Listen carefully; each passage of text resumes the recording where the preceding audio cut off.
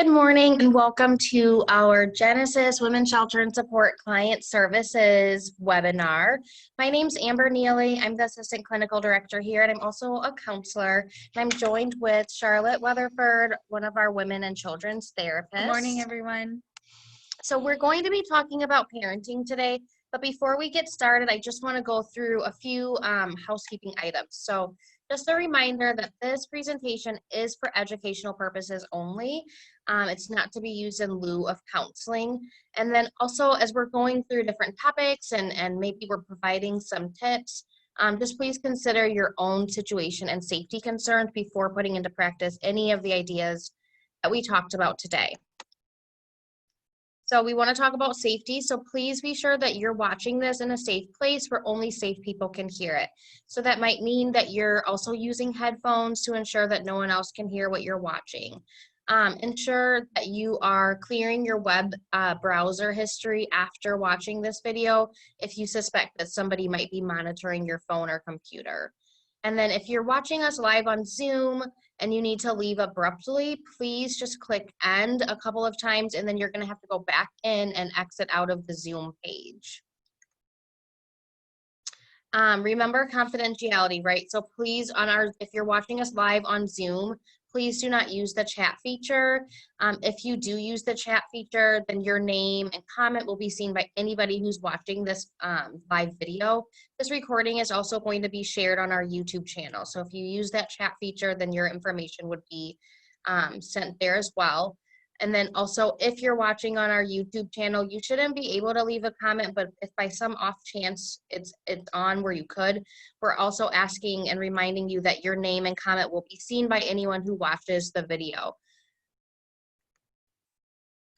If you have questions about anything that we're saying in this webinar today, please contact me or Charlotte, and our names will be at the end of this webinar.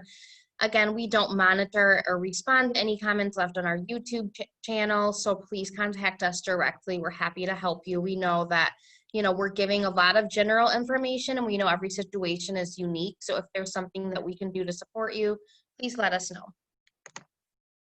And we want to share a hotline with you. So we have our Genesis Women's Shelter and Support hotline. That number is 214-946-4357. If you're needing shelter or safety planning or crisis support, this is the number that you can call 24/7. We also want to share the National Domestic Violence Hotline. Maybe you're not in Dallas, or maybe you are. The National Domestic Violence Hotline's number is 1-800-799-7233. They can provide crisis support as well, and also connect you with domestic violence resources based on your zip code. Their website, thehotline.org, also offers a chat feature. We also have the National Suicide Hotline listed because we know that when women experience domestic violence, or when anyone experiences trauma, that sometimes thoughts of hopelessness or even thoughts about suicide can come up. We want to make sure that you're safe. If you're having these kinds of thoughts, please know that you can call our hotline, or you can call the National Suicide Hotline at 1-800-273-8255. Okay, so we are moving into a new series now. We're going to be working out of the book When Dad Hurts Mom, written by Lundy Bancroft. Lundy Bancroft is a leading expert in domestic violence. He has spent several years working with perpetrators of domestic violence and has a really great understanding of how they think and how they act and why they do what they do. And this book has been very helpful for a lot of the women here that we have seen at Genesis, and helping them understand the dynamics of domestic violence within their family setting. So we're going to jump into this. This is really going to be a brief introduction, and then over the next several weeks, we're going to really dive into this book and look at some different parts. Okay, so how can this book help? So this is what it looks like. If you're interested in ordering it, you can find it on Amazon. This book is going to help understand the effects of domestic violence. It's going to help you with identifying ways to help your children heal emotionally. It guides mothers in providing children with love, support, and positive role models, even in the midst of domestic violence. That can all still happen. It's a really great book in regarding to increasing the understanding of the court systems and promoting success in custody cases. This is a really confusing piece that a woman can experience if her abusive ex-partner is bringing court into the mix, or if there's custody situations happening. There's a lot of information in this book about what that process looks like that can be really helpful. And we're going to have a webinar on that as well. And then it gives you ways to help your children to feel good about themselves. We know that domestic violence affects the entire family system, and so we really want to support you and help you identify ways to help you yourself and your children. So let's see. So this book is helpful in gaining an understanding of how a child's exposure to a man who's perpetrating domestic violence against their mother sends shockwaves through the entire family, right? So again, domestic violence affects the entire family system. So when we're talking about domestic violence, this includes, threats and verbal abuse, humiliation, an atmosphere in which mom is feeling disrespected, her parenting is being undermined, her voice is silenced, she's maybe being bullied or treated like a servant. And so this can be really confusing for children because they might then believe, okay, well, this is how I have to treat my mom, right? This is the role in this family, This also brings a lot of distress to children because it's very confusing. Children love their parents. That's a natural human response to love your mom and your dad. So it's really distressing for them to be in a setting in which they're maybe having some fear for their dad and some love for him at the same time, and also like loving their mom, but maybe being mad at her or maybe feeling like the abuse is her fault because that's what they're hearing from dad. So this can create really tense relationships between the mother and child. Because again, a part of the abuse is that he is undermining her parenting, right? A part of that power and control that he's trying to use is to drive these wedges between the different pieces of this family system, which can include siblings, right?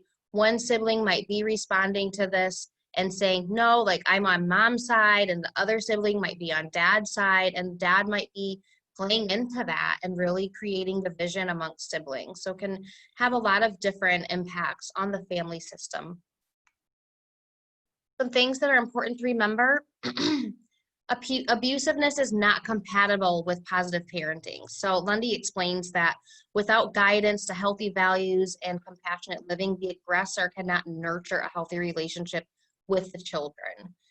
He also points out that even if a woman is no longer involved with the abusive partner, the child may still struggle and feel the aftershock of the aggression, right? Everybody heals within their own time. And even if you're not in the relationship, the child is always going to be in a relationship with this person in some way, whether it's physically they see that person, this is always going to be their parent, right? We can't change that for them. And so we see sometimes over the developmental stages that children have different responses to having a parent that's been abusive. I think it's also really important to note that even if the children don't see or hear the abuse, they still feel this, right? They feel this as they see the pain and the withdrawal from the mother, and perhaps the whispering of what happened from older siblings. They can feel the tension. A lot of times we think, oh, they were sleeping, so they don't know what's going on.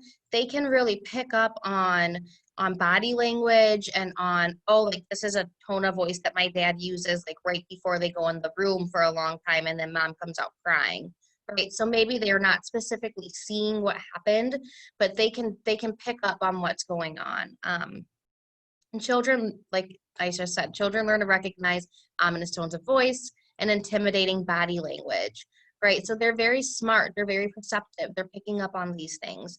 And oftentimes we see that children want to rescue their mother, but at the same time they feel paralyzed with fear, and then they feel guilty for not intervening. So lots of conflicting feelings happening within this child during this time. And also lots of conflicting feelings happening with mom, right? Mom is experiencing this abuse by a person that she is in an intimate relationship with, did not expect this person to act this way.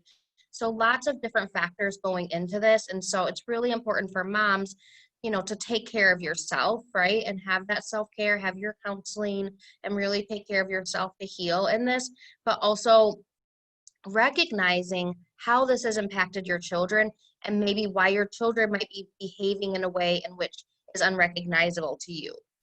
I'm going to let Charlotte take the next few slides. Everyone. So thanks to Amber. She just kind of gave us a great overview of what we'll be covering over these next few weeks. So we just wanted to talk about how you can help children heal. We're going to dive into this a lot more, but we just kind of wanted to give a few pointers right off the bat. There are many things a mother can do to help her children cope and heal, but the first step is acknowledging that they've been affected. I know that that can be really hard and difficult thing to do, but it's okay. Healing is possible. And the first step is just going to be acknowledging that they have been affected by some of these experiences. And the most critical question is not whether they know, but how they've been affected. How are you seeing this impact in your child? Y'all are the experts in your own children. No one knows your children like y'all do. So what are you noticing? Are they suffering emotionally? What are their feelings like? Are you noticing that your child seems angrier? Maybe you're noticing that they're balling up their fists more and have the urge to hit something more often. Maybe you're noticing that your child has become a lot more clingy and is needing that attachment with you much more. Maybe you're noticing that they're more fearful and they're more nervous to try new things. What meanings and interpretations are they placing on events? You know, oftentimes we'll say that children are really great observers, but they're not great at understanding what's happening. So what meaning are they taking from their experiences? Are they thinking that something is their fault? Oftentimes a child, for example, they might hear mom and dad fighting in another room and they hear their name, and then they might assume, oh, they're fighting about me, it's my fault that they're fighting. So just kind of giving them the space and exploring with them how they are perceiving these events and what they're taking from them.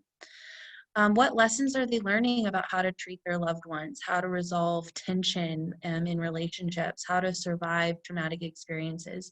What behaviors are you seeing that they have learned to develop to respond in these kind of situations? So just kind of taking a second to notice what you see in your child and helping them heal. So by deepening your understanding of your child's emotional landscape, you're growing in your ability to be a healing force for them. So the idea is to kind of step into their little world and to understand how they're feeling, what they're perceiving, and for them to feel that you are there with them to help them support them in this healing. And treating yourself with compassion. Parenting's not easy. Parenting when you've been impacted by domestic violence is not easy. And on top of that, I know a lot of kids are not in school and they're at home all day, and it is met with a lot of challenges. So treating yourself with compassion and just implementing these in your own time and in your own space, and just doing your best every day. Abuse can leave a woman feeling isolated oftentimes, and so it's really important to just help build your own support system and resources that are available to you, whether that is our own Genesis hotline or other hotlines in the community, online support groups. We have our open groups, but we also have, there's plenty of online support groups that you can find, or even just speaking to a friend or neighbor so that you have that support. We just really want to reiterate that healing is possible. When a woman has been in an abusive relationship, it can be challenging and overwhelming when you're considering adding your children's burdens on top of everything else. And however, it is your child's experiences grasped and acknowledged is so important. It's so important for your children to feel heard and validated and held. And I love this quote. It's the healing process is kind of metaphorically like putting your arms around them, both literally and figuratively, just so that they feel this sense that you are with them and are going to be there with them to support through a difficult healing process. Thank you guys so much for watching and being here today. This is all of our information. If you have any other questions or concerns, please don't hesitate to reach out, and we will be seeing you next Wednesday. Bye. Thank you. Have a great day.